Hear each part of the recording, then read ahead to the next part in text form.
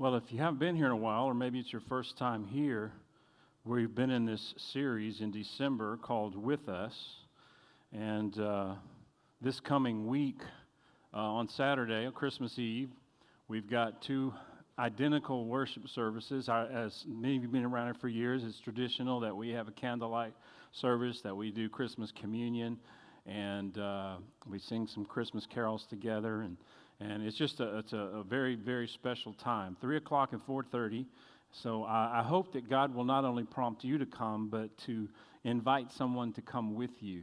And this is the time of the year when people are more prone to look in this direction at Christmas time. So take advantage of that. And there's a flyer in your worship folder there that you can give to someone. We've got some of those outside as well. But this Christmas Eve, I'm going to give us one last thought on this verse that we've been looking at in Matthew chapter 1, verse 23. It says, "The virgin will conceive, give birth to a son, and they will call him Emmanuel," which means, everybody together, God with us. God with us, the very presence of God, the incarnation where God became flesh so that we could enjoy His presence forever. So we're talking about the presence of God in different seasons of our life because we experience God in different ways based on what's going on in life around us. You know, the first week we talked about how God is with us in the valleys. And we learned something very important, that even though, you know, we enjoy God on the mountaintops, it's great, but it's in the valleys where we experience intimacy with Him. We get to know Him better in the valleys, and we experience His presence in the valley. David said, "Even though I walk through the valley of the shadow of death, I will fear no evil, for you are with me."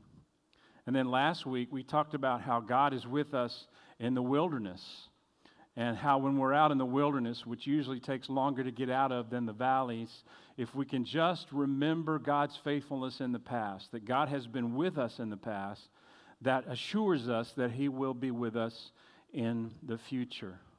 And today, I want to talk about God's presence in the storms. My mentor in ministry used to say something, and it was kind of discouraging, but I think it's very true. But here's what he said. He said, "You're either coming out of a storm, going through the middle of a storm, or there's a storm waiting just around the corner." Isn't that true, though? I mean, that life is just difficult, and we find ourselves sometimes in difficulties where we're in those difficulties, or we're coming out of those difficulties, or there's a tough time coming right around the corner. And so life's hard. And you ask God, where are you when this happens? Where are you in the storm? And we in Southeast Texas are no strangers to storms, are we? I mean, we have had some catastrophic storms over the past, and it's kind of funny to me that, I was thinking about this, but it's kind of funny to me that we name killer storms after people. I mean, have you ever thought about that? We had, like in 2008, Hurricane Ike. We gave it a name, Ike. And it did lots of damage. Some of you remember that, right? Billions of dollars worth of damage. Lives were lost. We went without electricity for days and days and days, and it was just a really, really rough time. That was Hurricane Ike. I remember the only good that came out of Hurricane Ike, if you can call it that, at least in my household, was because I still had some of the kids home, and there was nothing else to do, so we finished the Harry Potter books. I mean, that was our thing. In the candlelight, that's all we could do. But it was still a special time for the family as we did it together. Then in 2017, you had Hurricane Harvey. Now, Harvey was, you know, we didn't get a direct hit from Harvey. He still caused $1 billion worth of damage. And we didn't get directly hit, but we got the rain, right? When it rained, and it rained, and it rained, and it rained. For days it rained. And so we're no strangers to storms in Southeast Texas. But they're so bad that we give them people names. Now, I'm glad that we don't name just everyday events after people. I mean, think about it. You come up with an excuse that you can't get to work, and so you call the boss and you say, "Sorry, boss, I can't come in today because of hangover Howard." It's a Category 4 hangover, and I'm just not going to make it this morning.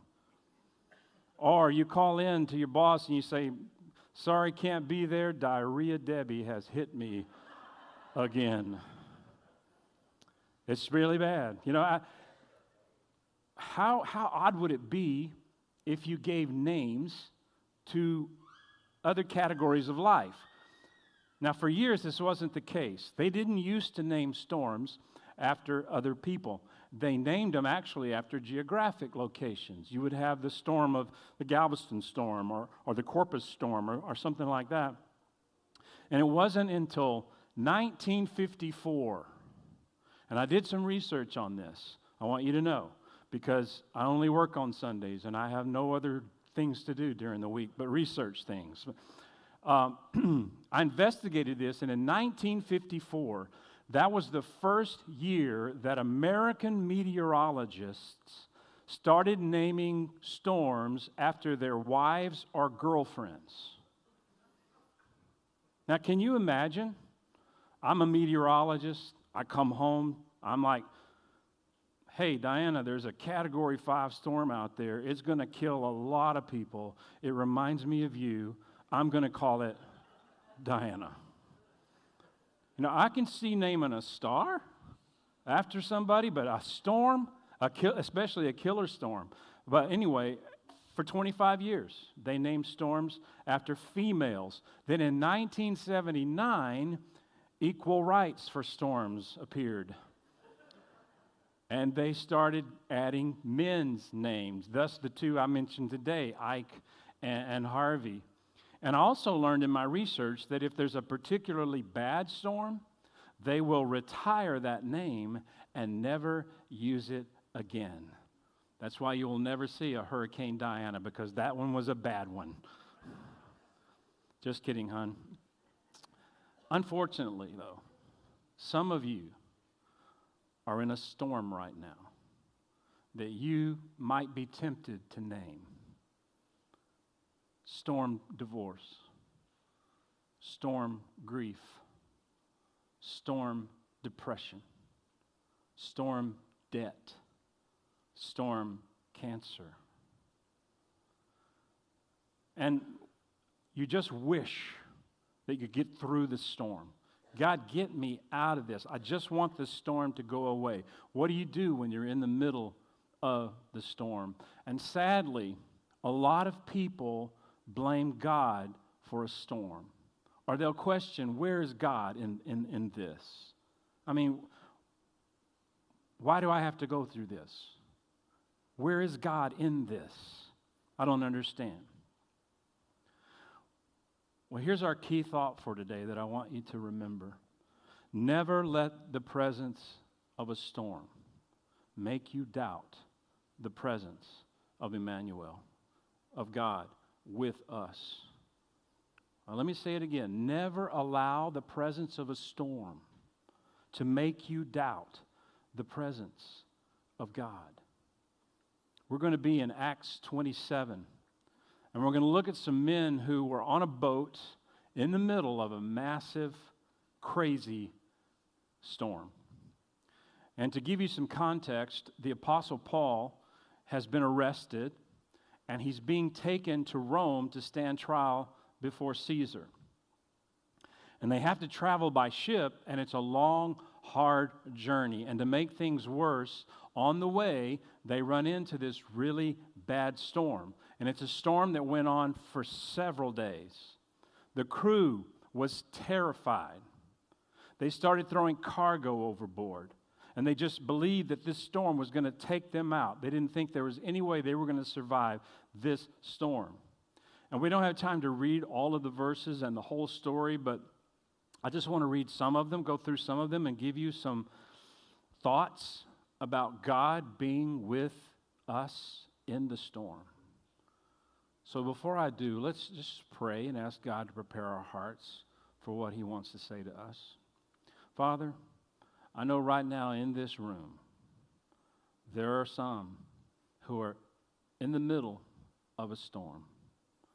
Some are about to face one. Some are coming out of one. But some are right in the middle of it. And they're wondering where you are, God. And I pray that through your words today, through the message today, they would discover that you are always there with us. You are Emmanuel. And help us to never, ever doubt your presence in a storm. Show us how to do that today. And we ask this in Jesus' name. Amen. We're going to pick up the story in verse 13. And it says this: when a gentle south wind began to blow, they saw their opportunity, so they weighed anchor and sailed along the shore of Crete. And before very long, a wind of hurricane force, called the northeaster, swept down from the island. And the ship was caught by the storm and could not head into the wind. So we gave way to it and were driven along. Now, I want you to notice the pronoun we, because the person who is telling this story is Dr. Luke. He's the writer of the Gospel of Luke. He's the one who chronicled the book of Acts. He is with Paul on this journey. So he's telling us what's happening, okay? We gave way to it. We were driven along. Verse 16, as we passed to the lee of a small island called Cauda, we were hardly able to make the lifeboat secure. So the men hoisted it aboard. Then they passed ropes under the ship to hold it together, because they were afraid that they would run aground on the sandbars of Syrtis. And they lowered the sea anchor and let the ship be driven along. We took such a violent battering from the storm that the next day they began to throw the cargo overboard. And on the third day, they threw the ship's tackle overboard with their own hands. Now, let me stop here. You can just imagine the scene here. These guys basically are panicking. They're trying everything. They hoisted the lifeboat on board. Back then, the lifeboat was towed in case they needed it. They didn't want to lose it. They put it on the ship. They're trying to hold the ship together with ropes. And I don't know if you've ever heard of this, but this is called frapping a boat. Frapping, as in frappuccino. Frap, okay? And let me give you a visual. When a boat was in danger of sinking, the crew would strap ropes or chains around the hull of the boat to keep it from falling apart. Now, what that meant was that some way they had to get the ropes underneath the boat. And I don't know who drew the short straw to do that, but that's how they tried to hold the boat together. You can see, if you see some pictures of older boats of that size back in the day, all along the ship's rails, you'll see ropes. And that was for, in case they needed it, to frap the boat, to wrap it in ropes, to keep it from falling apart. So that's what they did. They frapped the boat. And then they lowered the anchor, trying to hold the ship down. And then they started throwing cargo overboard. I mean, they're panicking. So let me pause, and I want you to write this down. When we doubt God's presence in the storm, we panic. When we doubt God's presence in the storm, we panic. Have you ever been in the middle of a financial storm? And instead of trusting God, you panicked. And you maxed out your credit card, or you got a high interest loan, only to make things worse. Or you're in a relational storm, and you panic. And you become possessive, or you try to reciprocate the hurt, or you draw conclusions that are not based on facts. When we doubt God's presence in the storm, we tend to take things into our own hands because we panic. But look at verse 20. When neither sun nor stars appeared for many days, and the storm continued raging. And I wonder how many of you that phrase right there is something you're going through right now. It's just raging. It continues. It won't stop. And then they said, we finally gave up all hope of being saved. Now that phrase as a pastor gets to me, because I talk to a lot of people, and that's the phrase that they use. I've just given up hope. You see, when we doubt God's presence in the storm, we give up hope. There's just no way that our marriage is going to make it. There's just no way we'll ever climb out of this financial debt. There's no way we're going to beat this cancer. I'm going to be alone for my whole life. We will never, ever be able to conceive. After what happened, I'm never going to be able to afford to graduate from college. They give up all hope. I hear it all the time. And the storm continues to rage. And for these guys, it continued to rage, and they gave up hope. But then verse 21 says this: after they had gone a long time without food. Why no food? They threw it overboard. Paul stood up before them and said, men, you should have taken my advice not to sail from Crete. Then you would have spared yourselves this damage and loss. Now, evidently, Paul had warned them earlier not to sail. Now, Paul was just a regular guy, as spiritual as he was. He was not above doing something that so many of us love to do, and that's that when you're right, you tell people that you're right. I told you so. And if you just listened to my advice, you wouldn't be in the middle of this storm. Why were they in the storm? They were in the storm because it was their fault. Because they made a decision to go out when the environment was risky. So here's something else to think about. When we doubt God's presence in the storm, we tend to blame others. We tend to blame others. Sometimes when you're in a storm, though, it's your own dumb fault. It is. Sometimes you're in the middle of the storm because you spent too much money. Sometimes you're in the middle of the storm because your emotions got the best of you and you said some things that you shouldn't have said. Sometimes you're in the middle of the storm because you procrastinated and put it off. It's not someone else's fault that you didn't pass your final exam. You stayed up late eating pizza and didn't study. Sometimes you're in a storm because everybody else told you not to date him. Your mama told you not to date him. Your daddy told you not to date him. Your best friend told you not to date him. Your pastor told you not to date him. Your fortune cookie told you not to date him. But you dated him anyway. Sometimes you're in the middle of a storm because it's just your own fault. But we have a tendency to blame others. Maybe that's why they gave up hope. It was their own fault. Now, there are some people on the boat that it probably wasn't their fault. If you can imagine, I don't know how big the crew was, but let's just say there were a few guys on there that said, hey, Captain Paul is saying that we shouldn't go. But the captain says, no, we're going. So the guys end up in the middle of a storm because of what someone else did. Now, how many of you have ever been in the middle of a storm and it's not your fault? Okay. Don't point to the person beside you, just acknowledge. You know, sometimes as a kid, your parents, they end up divorcing, and you're in the middle of a storm, and it's not your fault. Your company made all sorts of bad decisions, and you ended up on the short end of that. You got let go, and that wasn't your fault. You trusted somebody. They gave you their word. You believed them at their word, and you thought that they would do what they said they would do, but they didn't deliver. And then one day you're in a storm, but it wasn't your fault. Whatever the case may be, in the middle of the storm, it's easy to panic. It's easy to give up hope. It's easy to blame others. The storm continued to rage, and they gave up all hope. Never let the presence of a storm cause you to doubt the presence of God. Because this is what Paul says in verse 22.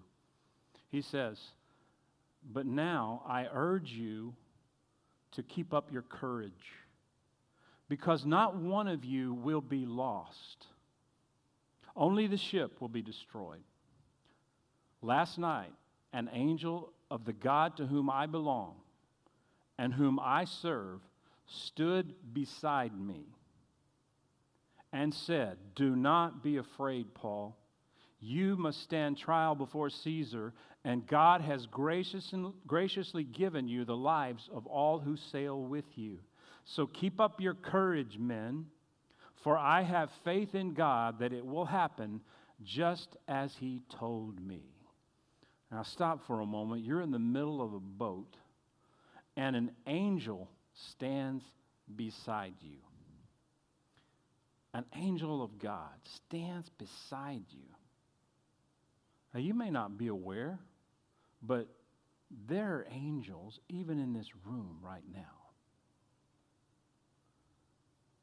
I believe with all my heart that what we see with our physical eyes, there's a whole lot more to it.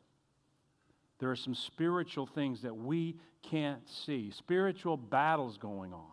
In fact, even right now, there could be some really big angels behind me.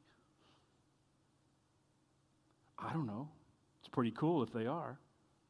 But imagine you're in the middle of the storm and the presence of God is with you at this very moment as an angel.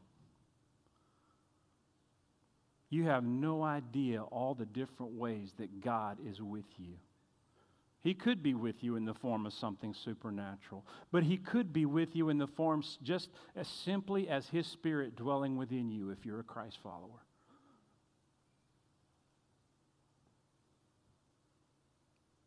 He hears your prayers. He comforts your hurts. He gives you direction when you're lost. You have no idea all the ways that God is with you in the presence of a storm. And Paul says, "An angel of the Lord stood beside me in the middle of my storm."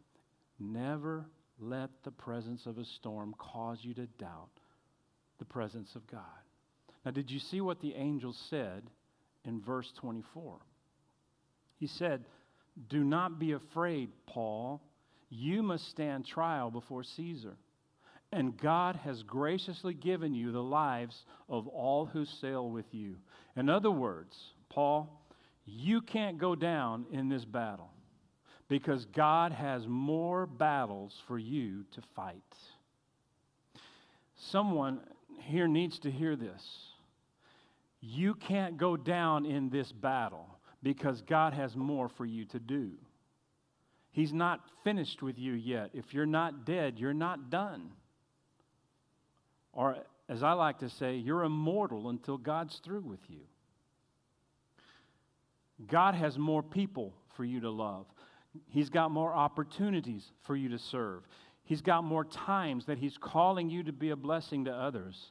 So my final thought here would be, when we doubt the presence of God in the storm, we forget our purpose. We forget our purpose. You may be in a storm right now, but you're not going down in this. The ship may go down, but the storm will not take you out. In fact, God will use what you learn in your storm to prepare you to help others through their storms. There's a purpose in the storm. Storms don't surprise God. He's doing something in that storm. He's speaking to you. He's strengthening you. He's deepening your roots. And He will use what you learn in your storm to help somebody else through theirs. One day, someone's going to be talking to you, and you're going to say, "You know what? I've been through a storm just like that. We survived unfaithfulness in our marriage, and you can survive it in yours as well. We overcame financial hardship. We did what was right. We climbed out of debt. You can climb out as well. I used to be in bondage to this or to that, but Christ in His grace set me free, and He can set you free as well. And suddenly, you start to become an evangelist for the presence of God, of Emmanuel, God with us. God is doing something. He's working in you. You don't always know it when you're in the storm, but on the other side of the storm, when you're safe on shore, often you're going to look back and say, you know what? I wouldn't want to go through that again. But I would never trade it for the intimacy and the spiritual depth, the character, the trust, and the faith in my God that came as a result of me being in that storm. Now, what did Paul say in verse 25? He said, keep up your courage, men, for I have what? Faith, thank you. Faith in God that it will happen just as He told me. I have faith that it will happen. My faith, Paul says, is not in what I see. My faith is in what God says. I have faith in God. What He says will come to pass. My faith is in the one who commands the wind and the waves. My faith is not in the boat. My faith is not in the ship. It's in the one who created the trees to make the ship. Here's the bottom line. You can't control when a storm comes up. You just can't. You can't control how severe the storm is. You can't control what people say about you. You can't control what people do to you. But you can control what you believe. And you can control where you put your faith. You can put it in the boat, or you can put it in the one who created the materials to make the boat. Paul says, my faith is in God. Now, this verse isn't in your notes, but I think you might want to write the reference. It's Psalm 46, verse 1. It's one of my favorite verses. It says this, God is our refuge and strength, an ever-present help in trouble. Would you read that verse with me? God is our refuge and strength, an ever-present help in trouble. Don't miss that. An ever-present help in trouble. Memorize it, internalize it, because when you're in the middle of the storm, you can go to it again and again and again. God is my refuge and strength, an ever-present help in time of trouble. Never let the presence of a storm make you doubt the presence of God. He's an ever-present help. Why? Because He is Emmanuel. He is God with us. And peace is not found in the absence of a storm. Peace is found in the presence of Emmanuel, God with us. The virgin will conceive and will give birth to a son, and His name will be Emmanuel, God with us. And that's why you never let the presence of a storm make you doubt the presence of our God. As we close today, I want us to just bow for a moment of prayer. And with every eye closed and your thoughts on nothing else but what we've just talked about, I want you to just think about what is that storm that you're going through right now, that you're tempted to name. Maybe you can give it a name. If you need to give it a name, name it. But whatever, Christ follower, whatever you do, don't panic. Don't take matters into your own hands. And don't give up hope. And don't blame others or God for what you're going through. It could very well be your own fault that you're there.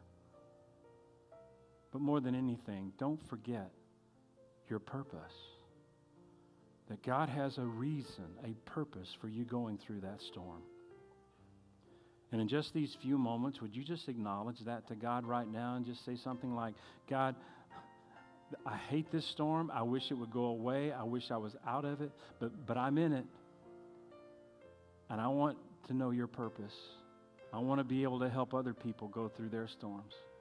So, Father, help me to sense your presence. Help me to know you're there so that I can help others. Now, if you're here today and you're not a Christ follower, you have every reason to panic. You have every reason to give up hope. You have every reason to blame others, and maybe you already have blamed God or someone else. But I want to tell you, He has a purpose, and He may be using your storm right now to draw you to Him so that you can have a relationship with Him.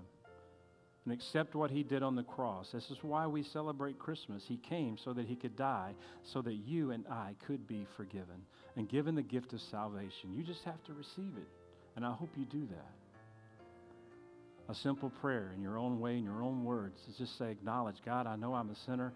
I just want you to forgive me of my sin. I want you to come and dwell in me and help me to follow you and experience your presence and discover the purpose for why you have me here, and then eventually enjoy eternity. It's a great, great gift. But you have to receive it, and you can do that in your own way. Father, I pray today for those who are experiencing the storms. I pray that they would never let that storm doubt your presence, because you are Emmanuel, God with us. If there's anyone here who needs to experience that for the first time, I pray today would be the day. And we ask that in Jesus' name. Amen.